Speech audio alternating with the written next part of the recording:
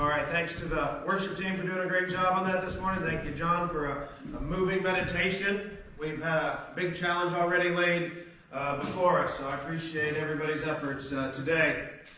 I've been doing something a little bit different this year with the sermon series structure. Is we're keeping all the series really short, and sometimes I might just do a single sermon, sometimes it might be 2 weeks, sometimes it might be 3 weeks.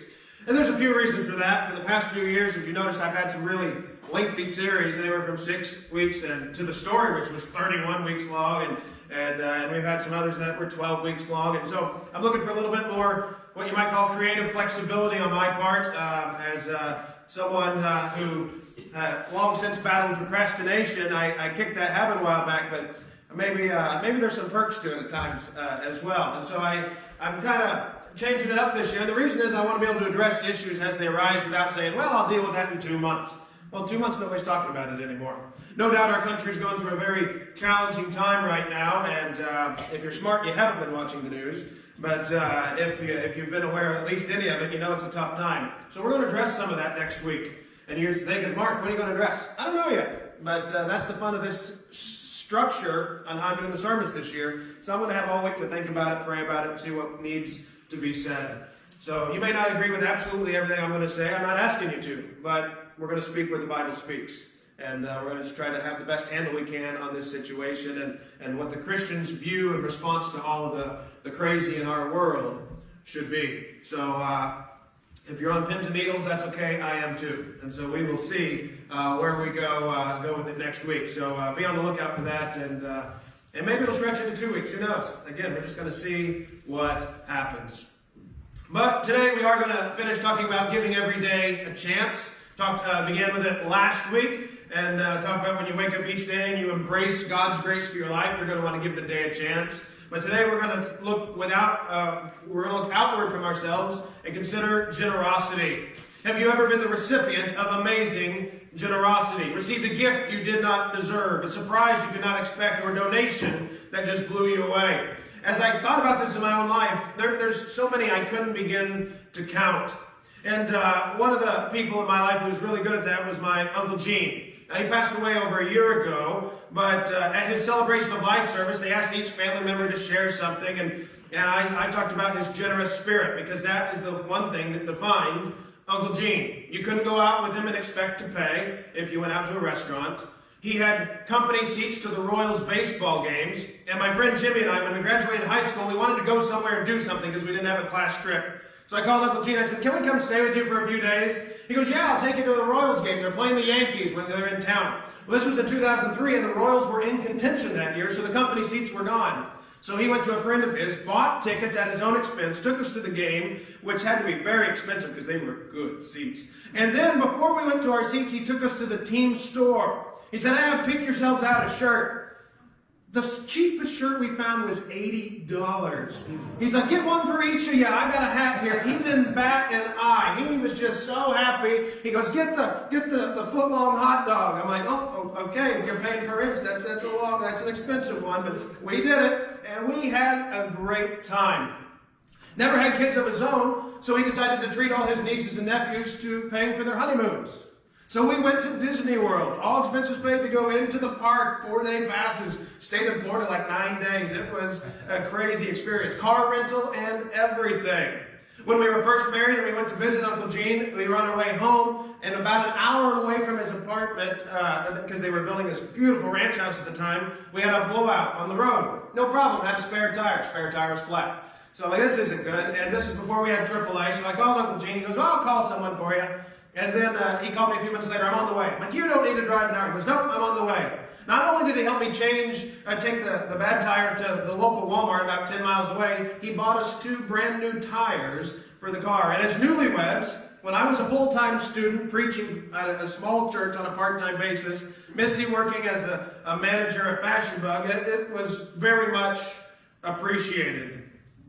Another time he hauled us, when we broke down a couple times at his place actually, he hauled us with his own truck and had one of the men from his company repair it for us. All we had to pay for was the part, and they took care of the rest. The generosity he received was just incredible from him. But it's not just him, it's actually been all my aunts and uncles who've been generous to us in some capacity or another. In fact, this week, if you notice, Missy and I, we were gone to Branson this week on a kind of a surprise trip because my aunt and uncle had a week's vacation down there, but they didn't want the whole week, and so they said, "Here, why don't you guys go? Free indoor pool, free room and board, didn't have to pay anything for the hotel." So we went down there on Tuesday night, got in at like 1 in the morning, and spent the rest of the week there and got home yesterday afternoon. It was great.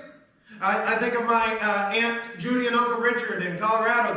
They came to visit us after I had broken my leg, and they wanted to give us a financial gift to help out. It was that gift that paid for all of my rehab as I went to the rehab center up here on Watson Road to learn how to walk without a limp, and that was very helpful. I think of my Aunt Billy. She's a very talented gardener, and earlier this year she sent us, was it 12 quarts? 15 quarts? A ridiculous number of quarts of green beans. Now my kids, if they're like most kids, don't like green beans. Oh, but Aunt Billy's green beans, those actually taste like green beans. They taste good. And so we went through all those in about a month, and not to mention the other goodies she gave us. And we also had a fundraiser for the kids' taekwondo this year. And Billy said, "Well, I don't want any of it, but here's a check. You buy yourself whatever you want from it." I can tell you about my in-laws and my parents and my sister and my brother and all the generosity that I've received over all the years. And I wouldn't have enough time in the sermon to tell you about all the wonderful things that have been done for me in my life. But I couldn't tell you all these stories without telling you about the generosity I've also received from this church. From Minister Appreciation Month back in October to the gift you gave right before Christmas, this church has gone way above and beyond anything I could have ever expected. And I just want to take a minute to say thank you. And Greg and John and Lisa and myself, we've all been humbled by how much you have reached out to care for us and to let us know that you care about the work being done here at the church. And so we thank you for your generosity. Now, as I tell you these stories, I hope it's sparking some memories in your own mind, where you think about generosity that's been given to you. You know, you couldn't get, maybe you were newlyweds and you owned your first house and you didn't know how to fix anything, and you had someone come over and they showed you how to do it, or they took care of it for you, or they helped you figure it out. Or you had a car breakdown, but a friend was a mechanic and he repaired it at no charge. Think about what it is that you have received. Now, as you think of these gifts, I want to flip it around, and I want to ask you the question, are you a generous person? I was prepared to tell you this morning that it's more important for you to give generosity than receive generosity, but I stopped. And I stopped because I don't think that's true. I don't think you can truly be a generous person until you have received generosity. And let me word it another way for you this morning. To give generously, you must receive true generosity. In fact, how are you supposed to know what true generosity is unless you have first received it? Might be another way to phrase it. And so I'm not talking about generosity as in someone bought you a $200 dinner or a big ticket gift that you can never pay for yourself. I'm talking about life-changing generosity. If you've been the recipient of an organ such as a transplant, you understand that type of generosity. If you've had a lawyer take your case pro bono, you understand true generosity. If you have no way to repay and you receive something anyway, you understand true generosity. When Jesus sent out his followers to preach the good news, to drive out demons and heal the sick and care for the poor, he said this in Matthew chapter 10, verse 8, "Freely you have received, freely give." The disciples had received the grace of Jesus. They had done nothing to earn it. They never could. They never would. They could never pay for it, but what they could do was be grateful. And the way they could be grateful was to be generous to others. Freely they had received, therefore they should freely give. I don't think you can give generously until you have received generosity in your own life. Now, why is receiving generosity so important? Because it changes your heart. It changes how you feel about other people. Maybe you heard the story about the mother who wanted to teach her young daughter a lesson on giving. She's about 8 years old, and she gave her $1 and she gave her a quarter. And she said, "When we go to church this morning, you put one of those in the offering and you keep the other one for yourself." And gave her no more instruction than that. Well, after church on the way home, she asked her daughter, "Which one did you give?" And the daughter said, "Well, I was about to give the $1 when the man went up front before the plates were passed and said that we should all be cheerful givers. And I knew I'd be a lot more cheerful if I gave the quarter instead of the $1. So that's what I did." And I kind of think that's how a lot of people feel about giving. They think, what is the most I can give without being inconvenienced? What's the most I can give and it not affect my life? Think about it. When the guy stands over at the intersection there by Walmart and Target on Kirkwood Road, and they're always standing there asking for money, do you ever reach to see, do I have a $100 bill I can give him? I bet not. And I'll be honest, if I had a $100 bill, I probably wouldn't reach for it. That's just reality. But you look, if you got the dollar, or if you maybe a $5, I'm feeling really good that day, and okay, I can give it to him and I probably won't notice it. But you don't think, what's the most I can give him and actually feel it and actually notice it? What would I have to sacrifice for myself so I can give it to him? We don't often think that way about giving. And this isn't to accuse you or to accuse me or to make us feel bad. It's to examine our hearts. It's to examine our hearts. When you receive true generosity, a gift of great proportion to the person who gave it, it changes your heart. It changes how you view giving away some of your stuff. Think of it this way. Generosity received makes a heart grateful. Generosity received makes the heart grateful. And have you considered how generous God is to all of us? Now, we can talk about Jesus. Of course, we talk about him every Sunday, as we should, and how generous God is to give us his son. But the generosity of God goes all the way back into the Old Testament. It goes back to the Garden of Eden. Now, in the Garden of Eden, God gave Adam and Eve that command. We all know it so well. Do not eat from the tree of the knowledge of good and evil. Do you know what it says the verse before that? The verse right before that? God says to Adam and Eve, from any tree you may eat. God put a restriction on one tree. But what we don't focus on is God gave them every other tree to eat. And here's another thing we don't know. We don't know that the tree of the knowledge of good and evil produced fruit that was unlike any other tree. Could it have been a pear tree, an apple tree, a pomegranate tree, a plum tree, whatever? It was something. It produced something. But that doesn't mean that same type of fruit didn't exist elsewhere in the garden. And even if it didn't, they had every other fruit and vegetable available to them. God was so generous in giving them variety. They weren't getting bored eating apples every day. That wasn't a thing. They had more variety on their plate than we could ever imagine. God was so generous. Maybe it's this idea that Adam and Eve felt restricted by God because they looked at the tree they couldn't have instead of looking all that God had given to them. God began the world with great generosity, and he continued right to the point where he gave us his son. Here's what we read in 1 John chapter 3. This is how we know what love is. Jesus Christ laid down his life for us, and we ought to lay down our lives for our brothers and sisters. If anyone has material possessions and sees a brother or sister in need, but has no pity on them, how can the love of God be in that person? Dear children, let us not love with words or speech, but with actions and in truth. What is the basis for sacrificing ourselves for the benefit of others? It's the sacrifice of Jesus for ourselves. To receive something that significant or unearned changes your heart. In fact, I think the old hymn says it best. Lord, now indeed I find thy power and thine alone can change the leper's spots and melt the heart of stone. Jesus paid it all to him I owe. Sin had left a crimson stain. He washed it white as snow. So, if we find a Christian who is generous, who is not generous, find a Christian who's extremely legalistic in their giving, I give my 10%, I'm not giving any more, or they never look at the person behind the need. They never see the face behind the request. You do have to ask the question, has that heart received Jesus? Oh, mentally they may have figured it out, but has their heart truly received the generous gift of Jesus? And you may say, well, Mark, it sounds like you're judging him. Are you being judgy? You said you should not judge. That's what the Bible says. Well, it kind of says that, but it doesn't exactly say that. You remember what Jesus said? He said, remove the plank from your own eye so you can see clearly to remove the speck from your brother's eye. In other words, don't be a hypocrite. Don't be a hypocrite. Don't live a lifestyle that you know is wrong and then judge others for living that same lifestyle. And so Jesus is encouraging us to take an honest look at our brothers and sisters to help them walk closely with him. Receiving generosity will make your heart grateful.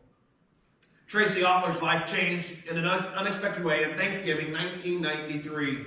She was a single mother living in an apartment with a 3-year-old and was expecting the birth of her next child. At this point, she was alone. She had no one to help her. She was 8 months pregnant. She was living off welfare and food stamps. Her Thanksgiving dinner would not be the turkey feast everybody would expect. No, it was going to be canned goods.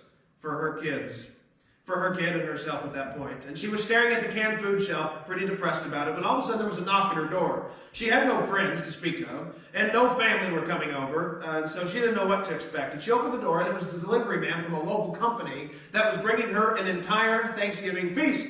And she said she hadn't purchased this and couldn't afford it. And they said, no, an anonymous donor has given it to you. The whole feast is provided for. And so they brought in the turkey and the dressing and the potatoes and the gravy and the yams and the pumpkin pie. I better stop. I'm getting hungry. But you get the idea. This feast just got loaded up. And she said she cried the whole afternoon, just blown away that somebody would be so generous to her. But she never could figure out who it was that had done it. Well, several years later, she ended up moving out of the apartment building, and she finally got her own house. She began working as a nurse at a nearby hospital. And while she was there, an elderly woman named Margot appeared at the hospital. It was clear that Margot didn't have long to live, and Tracy was one of the nurses caring for her. And she found out Margot had lived in the same apartment building she had when she lived there. And 3 days before she passed away, Margot said, "Happy Thanksgiving." And then Tracy realized who it was and who had done it. And author Brad Forsma writes about Tracy's real-life story in his book, I Like Giving, The Transforming Power of a Generous Life. And I want to just take 2 minutes here and read for you what he writes about Tracy. In that moment, Tracy knew who had given her that Thanksgiving dinner. She would have never guessed it was Margot. The unassuming neighbor with multiple sclerosis was behind the generous gift. And that one gift had a massive impact on Tracy's life. Moved by the anonymous donor's generosity, Tracy purposed in her heart to do generous things for other people too. The very day she got off of welfare, she took a basket of gifts down to the welfare office for anyone to take. The welfare officer was stunned. Who does something like that? And that was just the beginning. Since then, Tracy was married, and her husband and her became foster parents to an adopted son. She regularly looks for opportunities to give. The last time I heard from her, she was getting ready to volunteer her Saturday afternoon at the local Humane Society. One of her latest ideas is to give $5 Starbucks gift cards with little notes for her coworkers to find around the office, just to make their day better. This year, Tracy and her family made a New Year's resolution to find 100 opportunities to give to other people. How inspiring is that? What I appreciate most about Tracy is that she doesn't give to be noticed by others. Since that Thanksgiving Day in 1993, she's discovered the joy that comes from giving, and now she's hooked. She doesn't give to make herself look good. She gives because she likes giving. And it was only after Tracy had received that generous gift that she understood the power of generosity. Then she became one of the best givers the world will ever find. Generosity helps melt the heart of stone. If you want to be a generous person, you need to realize the generous gifts you have already received. But generosity does something else for us. It helps us focus on the big picture, and there's 2 ways that it does it. The first is it helps us focus on heaven. So we have a big picture view when we're generous. When we are stingy and we don't give, it's a selfish heart we're dealing with. It's an internal conflict of this is mine, I want this for me. And what we're focused on is something that is so temporary. Now, I'm not saying you should be irresponsible with your money. I'm not saying that at all. But there comes a point when you are loving something that is so temporary in place of something that is eternal. And so our focus shifts to heaven when we get this right. Let's go to 1 Timothy chapter 6, where Paul writes this. Command those who are rich in this present world not to be arrogant, nor to put their hope in wealth, which is so uncertain, but to put their hope in God, who richly provides us with everything for our enjoyment. Command them to do good, to be rich in good deeds, and to be generous and willing to share. In this way they lay up treasure for themselves as a firm foundation for the coming age, so that they may take hold of the life that is truly life. I tell you what, I can't help but read these verses without thinking of all my aunts and uncles, without my parents, my in-laws, my siblings. I can't read these verses without thinking of all the generous people God has put in my life. And maybe part of the reason God has put those people and put you in my life is to help me be more generous, to help me be more giving, to help me focus less on the temporary and more on the eternal. When Paul says take hold of life that is truly life, it means take hold of the things that are going to last forever. Paul says there is coming a time when what is temporary ends and what is forever continues. And that's heaven.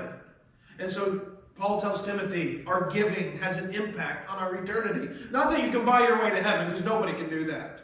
But it means our focus is not on temporary things.